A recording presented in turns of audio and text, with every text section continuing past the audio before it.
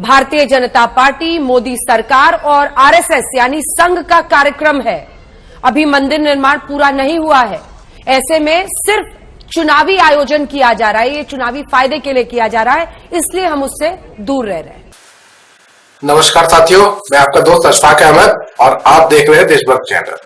ये जो राम मंदिर का मुद्दा है, तो उसमें जो शंकराचार्यों ने अपना रुख अपना लिया है, तो ये बहुत तूल पकड़ लिया है। तो अभी शंकराचार्य निश्चलानंद सरस्वती ने कहा है कि वो जो शास्त्र है, शास्त्र के हिसाब से वो शास्त्र हमारे साथ में है, जो लोकमत है वो हमारे साथ में है, और जो साधु समाज है वो हमारे साथ में है। हमको कमजोर ना समझा जाए, और हम जो है, जो मतलब हमने जो निर्णय लिया है तो वो मजबूती पर है, और मोदी जी जो है वो गलती पर है हर तरह से।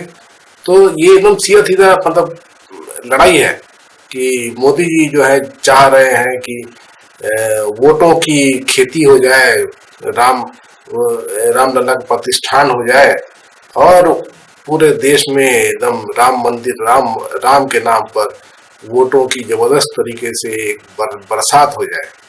तो ये जो शंकराचार्यों ने जो रुख अपनाया है, एक्चुअली देखा जाए तो बाकी जो साधु संत हैं जो राम मंदिर के साथ में जुड़ के मोदी जी के पीछे में है, तो वो गलती पर है, और वो इसलिए कर रहे हैं कि उससे उनको फायदा है। अब जो ट्रस्ट है, उसके जो चेयरमैन है राम मंदिर ट्रस्ट के, चंपत राय, तो वो उनको फायदा ही फायदा है, हर तरह से फायदा है कि अयोध्या के नाम पे जितना पैसा जो बरस रहा है तो उनके पास में आ रहा है, और बल्कि धांधली के आरोप पहले ही लग चुके हैं उनको ऊपर में। और बाकी भी जो साधु है जो मोदी जी के पीछे में खड़े हैं, तो ये अपने फायदे की जो है वो देख रहे हैं, रोटी सेकने को मिलेगा। लेकिन जो असल साधु संत है उनका रुख है कि एकदम बल साफ है कि जो शास्त्र के हिसाब से कोई भी जो मंदिर होता है तो उसका प्राण प्रतिष्ठा तभी होता है जब वो तैयार हो जाता है। आधा अधूरा कैसे मंदिर में आप प्राण प्रतिष्ठा कर लेंगे? आधा ही बना है जो मंदिर, राम मंदिर। लेकिन अब चूंकि अब चुनाव सिर पर है, 2 महीने में होने वाले हैं चुनाव, तो मोदी जी को तो वोट की खेती करनी है, और सबसे बड़ा जो वोट का खेत है यही राम मंदिर है मोदी जी के लिए। तो इसमें वो चुनाव के पहले ये सब हो जाए, नहीं तो कौन इंतजार करेगा कि राम मंदिर कब बन के तैयार होगा? चुनाव तो पहले हो जाएंगे। तो ये मुद्दा है। और जो असल साधु लोग हैं तो वो तो शास्त्र के हिसाब से बात करेंगे, तो उसके हिसाब से तो ये गलत है। उसके बाद में दूसरी और भी लोग जो हैं, तो उनका भी कहना है कि मोदी जी जो है उनको तो ये प्राण प्रतिष्ठा का उनके हाथ में नहीं होना चाहिए, क्योंकि ये तो साधुओं का ये है ना, जो धर्म गुरु है उनके जो हक है उसके मिलना चाहिए ना। मोदी जी कौन होते हैं?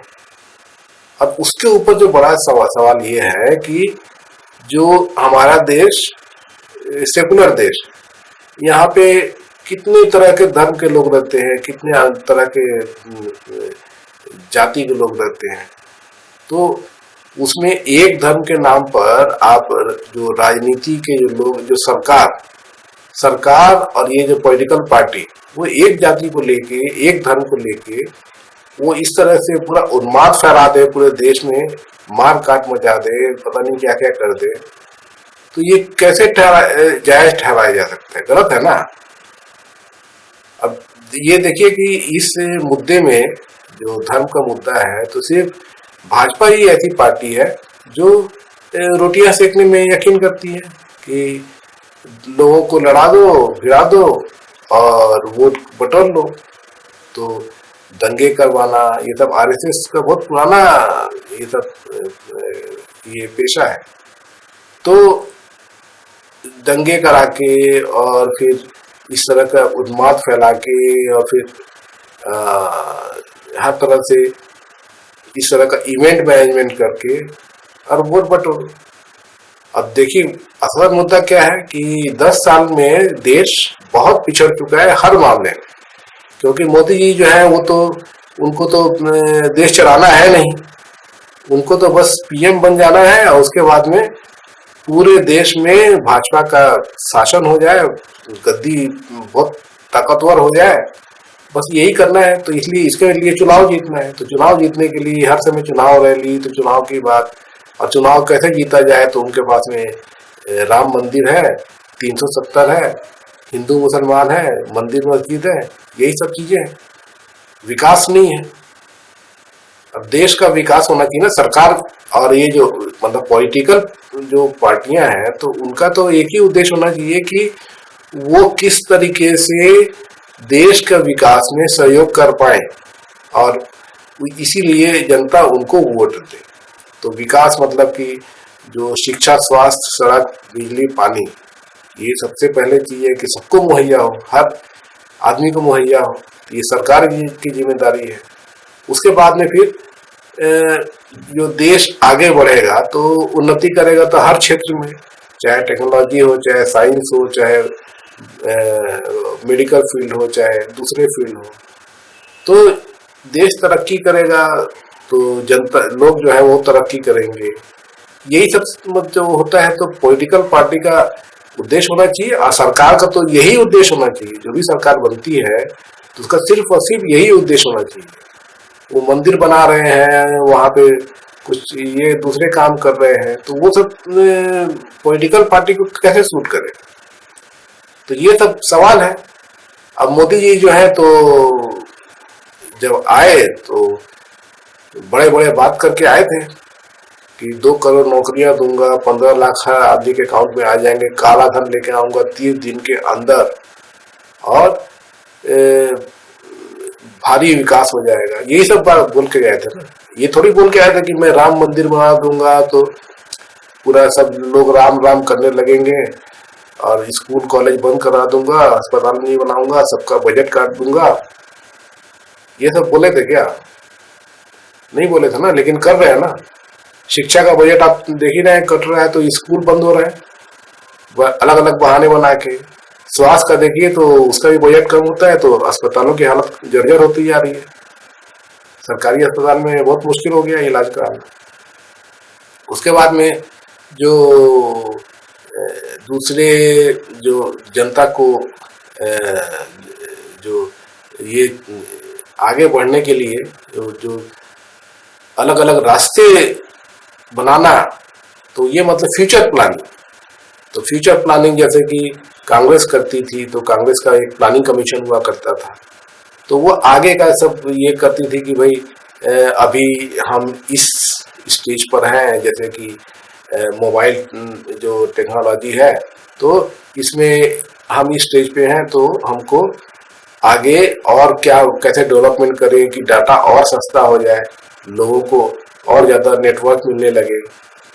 इस तरह का वो प्लान होगा कि हर 4 साल 5 साल में क्या होने वाला है।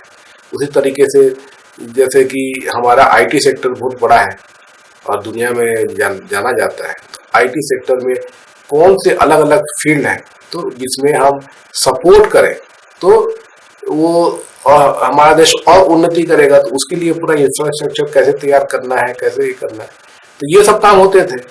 तो फ्यूचर प्लानिंग, तो मोदी जी ने तो प्लानिंग कमीशन ही बंद कर दिया। अब एक नीति आयोग स्थापित कर दिया, जो क्या काम करता है कोई जानता नहीं। वो उनका काम सिर्फ टाइम पास करना है, उसी अनर्गल बातों पे ध्यान देते हैं, एक भी कुछ नहीं होता है। तो इसीलिए 10 साल में मोदी जी ने ऐसा कुछ भी काम नहीं किया। जितना भी काम जो मोदी जी गिनाते हैं वो सब कांग्रेस के जमाने का सब गिनाते हैं। जो घर बनाते हैं तो कांग्रेस का इंदिरा विकास योजना था ना, इंदिरा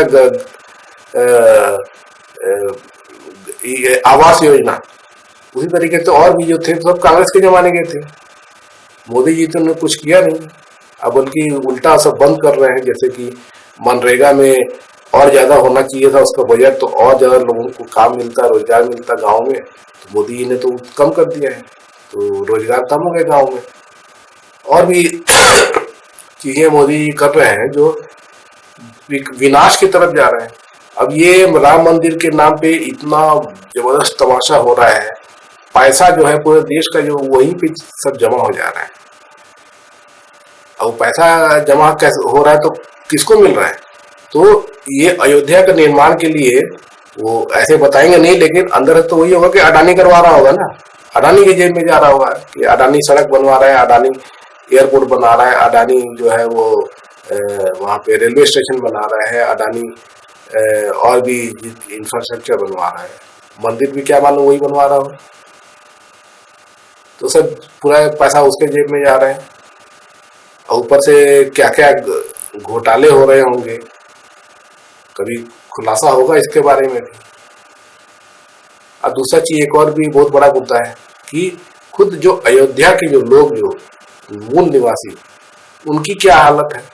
क्योंकि खबर आती है बहुत लोग जो अयोध्या के निवासी कहते हैं कि हमको ही बेघर कर दिया, कई जगह उनको उखाड़ के फेंक दिया कि वहाँ पे कुछ और काम करना है, कुछ ये कौन सा प्रोजेक्ट बनाना है, उनको मुआवजा मिला कि नहीं मिला, उनको तकलीफ हुई कि नहीं हुई। तो ये सब भी जो है और गोदी मीडिया है तो सब छुप जाता है। तो ये पूरा मुद्दा जो चल रहा है, अब देखिए क्या होता है कि भगवान अगर किसी को देता तो छप्पर फाड़ के देता है, लेकिन अगर किसी ने पाप किए हैं तो उसका भी इंतजाम भगवान भी करता है। अब भगवान के नाम पे आप रोटी सेक रहे हो तो पाप के जो भोगी है आप, तो उसका भी इंसाफ मिलेगा कभी।